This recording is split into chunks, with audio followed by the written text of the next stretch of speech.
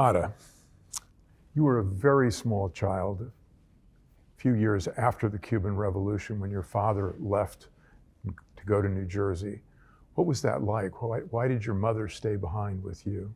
Well, my father left in 1962 in April. I was born 2 months actually after he left. So I was born in June of 62. And he just had the opportunity to leave. He had decided a year earlier that he wanted to move to the US. The opportunity came up. The assumption was always, as it proved to be, that he would then get my mother and me to join him. And we did a year later in April of 63. So I left Cuba when I was 10 months old. We moved around a little bit, like, a typical kind of immigrant story. Since my mother and I left after the missile crisis, there were no direct flights. So we flew to Mexico first. And we were there for about 2 months while we waited for a visa to the US. Then we arrived in Miami and came to the Freedom Tower, and then on to New York a couple days later. So Cuba was always a presence in your life, and, Yes. and Miami to some extent also a part of your life. Yes, yeah. So I say that Cuba was an absent presence and a present absence. That, growing up, I wrote letters to my relatives in Cuba every Saturday. My mother made me do that. She wrote all the time. There were phone calls. We had drawers in my bedroom that were for things to send to Cuba. So Cuba was just everywhere. It was this place that my parents for a long time thought that, that we would all return to. And then at some point that was no longer what they thought or what we all thought. And yet you've made Cuba the center of your scholarly life later in life, and you've been back and forth to Cuba often. Yeah. Obviously. Yeah. And yeah, I just, at some point, as teenagers are wont to do, you kind of resist what your parents impose on you. So there was a part of me, maybe early on, that thought, enough Cuba, I'm tired of Cuba. And I would, in arguments with my parents, I would say, we don't live in Cuba anymore, right? There was this kind of distancing. But then I think by the time I just became increasingly interested in how we ended up in the US, and, part of my family stayed, part left. Why did that happen? And I think partly because I was born there but had no memory of it, I just became interested in understanding what it was, and that this kind of budding interest then became a lifetime career. there's a long history of the United States, of the North Americans being engaged with Cuba, and a long history of political exiles from Cuba in the U.S. And your Pulitzer Prize winning book is called Cuba and American History. What do you mean by that, the American history of Cuba? Yeah. I picked that title in part because it's a little mysterious, so I thought it would lead people to say, oh, what does that mean? So it means several things at once. One is that it is a history of this complex entanglement between Cuba and the United States. And that relationship and that entanglement goes back much further than people often assume. So I also wanted it to refer to something else, namely that the US has played such a big role in Cuban history that to study or to narrate Cuban history is also a way to gain perspective on the United States, as I say, from the outside in. So I wanted the book to also be a kind of what I call a shadow history of the US, an outsider's perspective. So you, as a student of revolutions, the Cuban Revolution, the Castro Revolution, or as Cuban exiles tend to think of it, as a communist revolution in Cuba, the difference between that and the American Revolution, the French Revolution, which Fidel studied, he talked at one point, he says, we need many more Robespierres, right? And of course, he studied the Russian Revolution. He's reading Lenin and he's reading Marx. Yeah.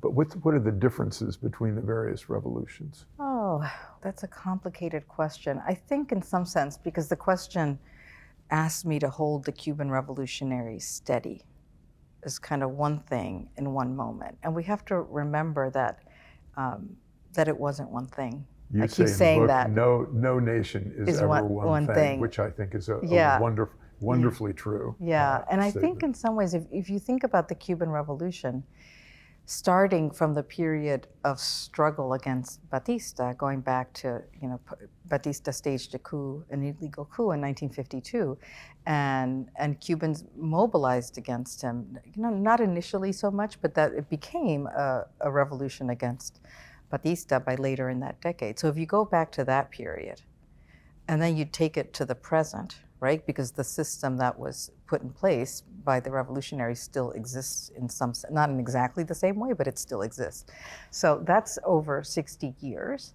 And I don't think that you can characterize those 60 years as one thing. As all one thing. As all one thing. So, and one of the things that I liked, that I emphasize in the book, is that we tend to think with hindsight. So we call the revolution Castro's revolution, or the communist revolution. But it wasn't those things initially. And if you look at the 1950s, Castro was one revolutionary among many. He ended up being the one, in some sense, the one left standing when other people were assassinated. He also ended up being the one who amassed power following 1959, but that wasn't preordained. Right. And also in the beginning, it wasn't clear that it was going to be. Certainly in the 1950s, when people were fighting against Batista, there was no indication that this was going to be a communist revolution. We're sitting here in Freedom Tower, the 650,000 Cubans who came through this building, and why it's called Freedom Tower. Yeah, right. Their perspective, those folks. Yes. And they built a huge community. And they built a huge community. And I think absolutely. And I was part of that movement. My mother was part of that, my father, many relatives. So I think part of it is that the turn to communism dismays more people, and people leave. Another major wave of people arrives in the from the mid-60s to the early 70s. And a lot of those were people who had small businesses. The revolution had nationalized large businesses fairly early on. In 1960, a lot of those nationalizations happened. But in the late 60s, it undertook something it called the Revolutionary Offensive, which then nationalized things like, little restaurants, even street vendors. And so a lot of the people whose businesses were confiscated ended up leaving in that period of the late 60s and early 70s. And the origin of many important Miami and New Jersey businesses, like the Versailles, is in that period. Right. So that explains that other wave.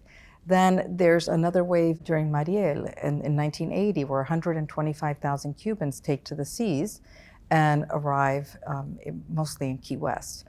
And because I'm a historian, I always like to think about specifics and what produces a particular exodus. That one, I think it's fascinating. I had a brother who came during the Mariel boat lift.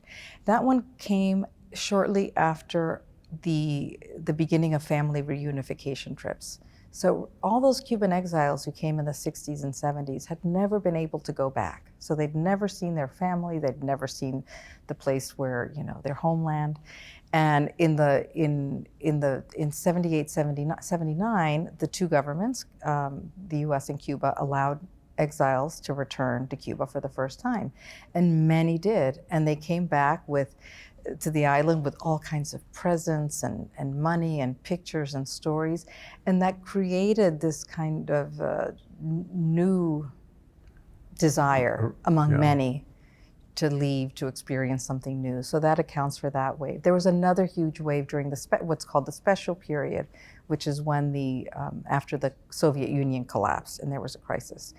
And all this to say is that when you think about the Cuban exile story, it's important to remember that it's not just the story of the early 1960s, right? That there were waves that have kept coming throughout. And the waves over the years have been extraordinary. Yeah. And in Miami and the rest of the United States, Cuban exiles, Cuban Americans now have created a very successful culture. They've been a very successful immigrant group. Yeah, it's interesting because, of course, during the Cuban Revolution, there's been all kinds of hardships. So, for example, I am of the opinion that Cuban food and Cuban cuisine has survived much better in Miami than in Cuba, in part because it's harder. I mean, it's harder to get the products there. It's harder to get the spices. So,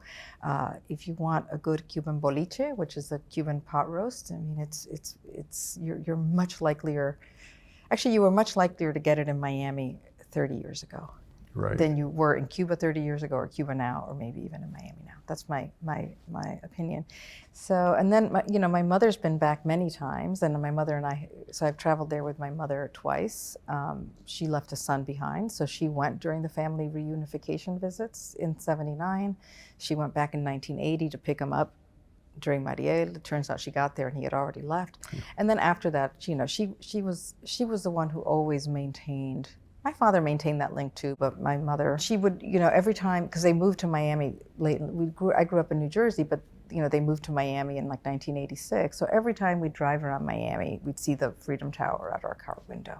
And she goes, "There's the Freedom Tower. That's where you and I arrived. That's where I brought you when you were 1 year." Yeah, so she always told that story.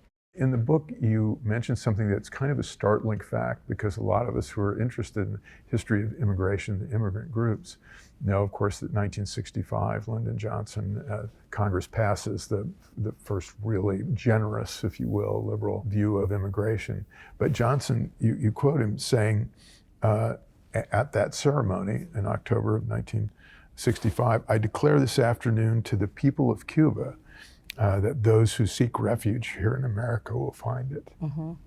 Mm-hmm. That's kind of an extraordinary thing to think that that was what was on his mind. That was on, when he did that, the special place in a sense that Cubans had in this country.